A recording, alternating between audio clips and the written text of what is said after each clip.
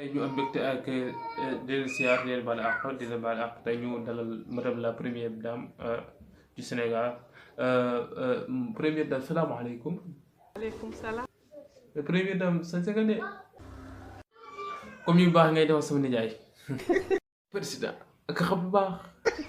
fan yi dafa am lu ma metti damay dégg ci réseaux sociaux yi ñu naan sa bàjjen dafa def malade mental dafa katakay ni man ma bëggoon nga leeral ma ci dara quoi man dama sama bopp dafa xaw a ugg de. yow bu rafetal wax ji neel dañu waxoon dafa dof. loolu la ñu wax. mais defoo. non non. mais alhamdulilah umpaañ.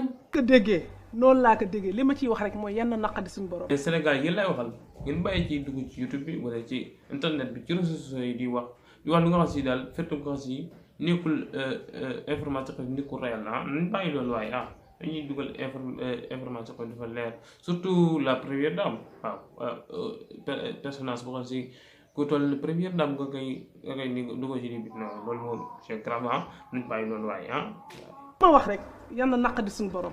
li suñu borom ay toog di wax leen ne man duma ci commenté.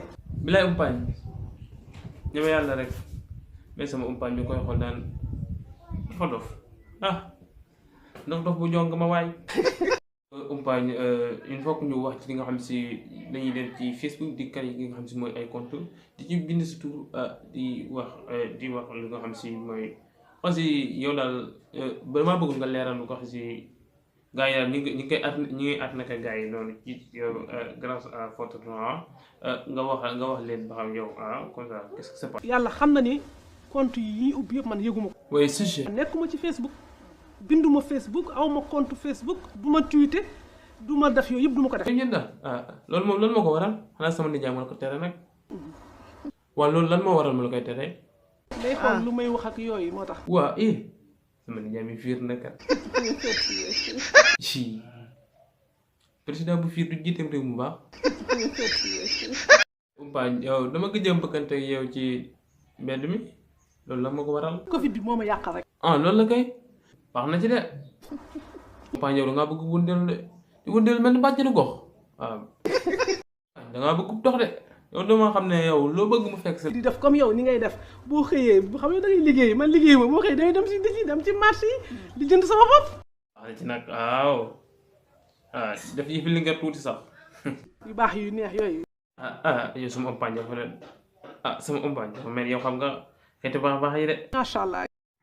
lii moo tax kay sama liggéey xam li muy liggéey ci réew mi nag. umpaañ moom yow gis nañ ne ku wàccee sa bopp nga comme ça xam nga yow moom mel na yow yombul quoi. c'est ma personne non sama nature la. ay dem ci xew yi di dem ci tuur yi di dem ci nit ñi. mais umpaañ actuellement nii yow da nga dem xew mais ku la woo ci xewam nga dem ko. waaw ndax duma buñ ko see xew. su ma la woo ci sama xew du nga ñëw. non. maanaam sequñu ko daal. non. mais fi mu toll nii mënut duma yow dara de li sa moom day jeex